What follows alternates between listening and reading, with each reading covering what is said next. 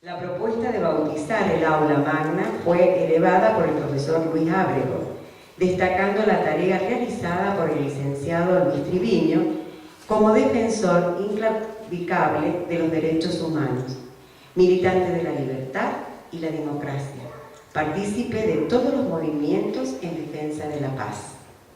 Luis Triviño se graduó de antropólogo, fue profesor de nuestra casa de estudios y posteriormente fue el primer decano tras el retorno democrático. También fue el rector de la universidad en el periodo tras la normalización, encarnando el ideal de intelectual comprometido con la academia, pero también con los problemas y padecimientos sociales.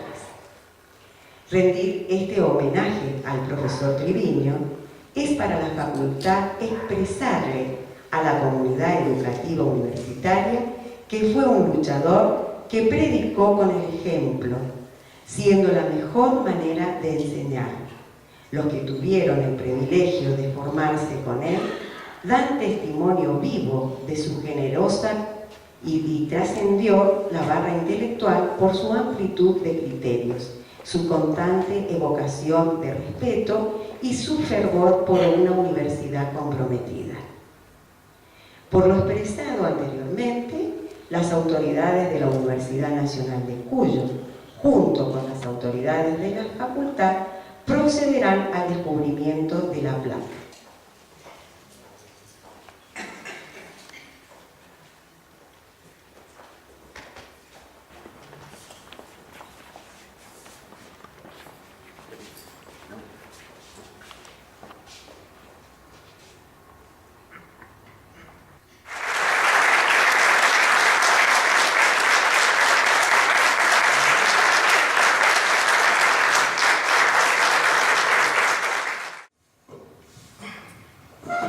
Buenas tardes.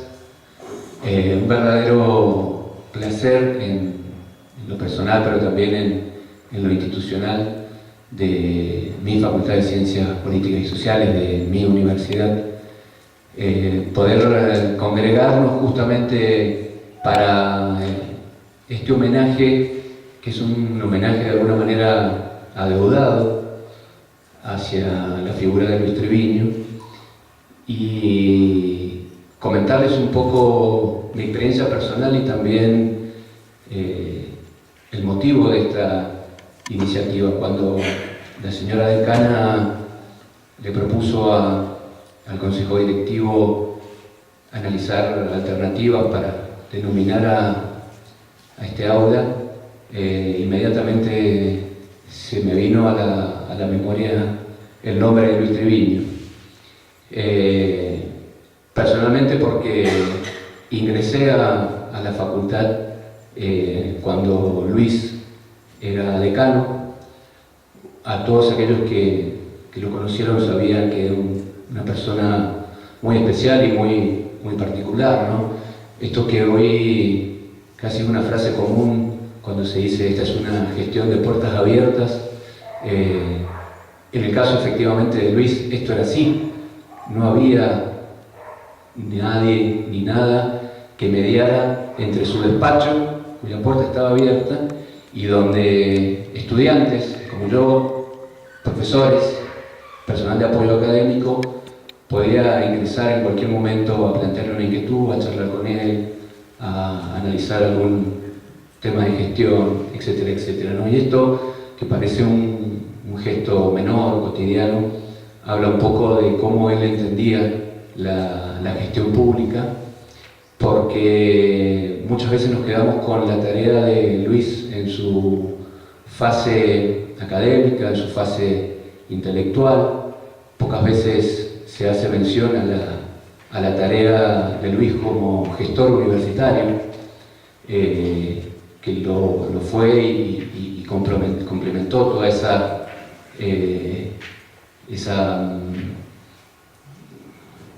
compleja y variada situación que hacían de él un intelectual que de pronto podía estar resolviendo esos problemas que a menudo hay que resolver en una institución pública, ¿no? Entonces Luis tenía esa esa característica, y básicamente porque pensaba que aquel sentido de lo que fue la figura de Luis Triviño, un humanista profundo, un ferviente defensor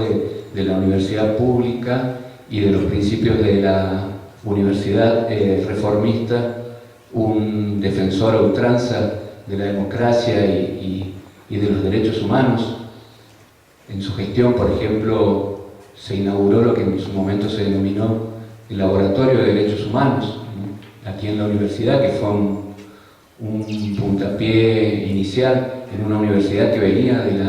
de la dictadura y venía de las listas negras y de la expulsión de docentes y de estudiantes, a tener un espacio institucional para el estudio, la promoción y la difusión de los derechos humanos, ¿no? Digo, hoy, justamente que estamos a 30 años de la recuperación de la democracia, analizamos y ponemos en valor esto, y sin duda que la figura de Luis Triviño se agiganta, ¿no? Pero también pude conocerlo a Luis en alguna cotidianidad de la vida académica, en el hecho de ser alumno suyo en la cátedra de Antropología Social y Cultural. Aquí están algunas de las profes que también lo acompañaron y que de alguna manera fueron sus compañeras, sus discípulas, y que han continuado también ese legado dentro de la facultad, esa mirada distintiva yo no soy sociólogo, pero de una sociología distinta, de una sociología en contacto con lo que está pasando en la sociedad. Creo que todos conocemos la tarea de Luis en este campo, especialmente con su aporte a la problemática del desierto lavallino, y digo, a medida que yo empecé a buscar antecedentes y a recordar cosas para fundamentar esta propuesta que la Comisión de Política Académica del Consejo y luego el Consejo Directivo, que después ratificó también el Rectorado, obviamente me trajo a la memoria muchas cosas, ¿no? Y cuando ahora la señora decana me pidió que dijera algunas palabras sobre esto, pensaba cuál es la importancia hoy de la figura de Luis Triviño y la importancia básicamente de su legado, ¿no? Y creo que me parece que es importante destacar que lo que Luis Triviño dejó en esa multiplicidad de tareas, en la docencia, en la gestión, en la fase intelectual, en la fase de hombre comprometido, en la fase de hombre también vinculado a la política, es justamente la de un modelo de universidad, la de un modelo de universidad vinculado a los problemas de la sociedad en la cual está, inserto en la comunidad, de amplísima discusión, pero sobre todo de tolerancia, ¿no? y de respeto. Luis fue uno de los impulsores en los actos de la universidad de que fueran ceremonias ecuménicas, lo cual también, digo, hoy, mirado 30 años atrás, cobra una dimensión y una visión de lo que él entendía que debían ser las instituciones públicas, que es verdaderamente de un hombre que tenía una visión especial, ¿no? Entonces decía, digo, creo que su gran legado es el de una universidad plural, una universidad inclusiva, una universidad que contenga a todos, porque Luis, a pesar de tener definiciones y posicionamientos concretos, desde el menor tema de la coyuntura hasta el asunto más grande desde el punto de vista filosófico, nunca trató de imponer sus ideas. En todo caso, ofreció el debate, ofreció la posibilidad del intercambio, de la discusión, de la diversidad, y creo que son valores esenciales y valores interesantísimos reconocer y prestar atención en esta época, ¿no? Luis, recuerdo también durante aquellos años, fueron famosas sus intercambios, mientras en Chile todavía estaba la dictadura, sus intercambios con docentes de Chile a través de unas escuelas de verano que él hacía más o menos para enero, en el cual venían docentes chilenos y algunos docentes de aquí también iban para allá, lo cual, porque él también tenía una tarea muy interesante respecto de los refugiados chilenos de la dictadura. Es decir, no hay casi tema importante o excluyente de su época en la cual Luis no se haya ocupado, no haya participado, no haya tomado postura. Su participación súper activa en el llamamiento de los 100 para seguir viviendo, un movimiento que proponía la no violencia. Más tarde, y aquí está Roberto y Roberto Chedea, su participación también en otro grupo de intelectuales que también pusieron acento en la situación de las cárceles en Mendoza y distintos problemas y situaciones, ¿no? Es decir, un ideal de un intelectual verdaderamente comprometido, en serio, que creo que en lo que a nosotros como universitarios nos respecta, ya les digo, creo que nos dejó un modelo de universidad a seguir y a profundizar. Entonces,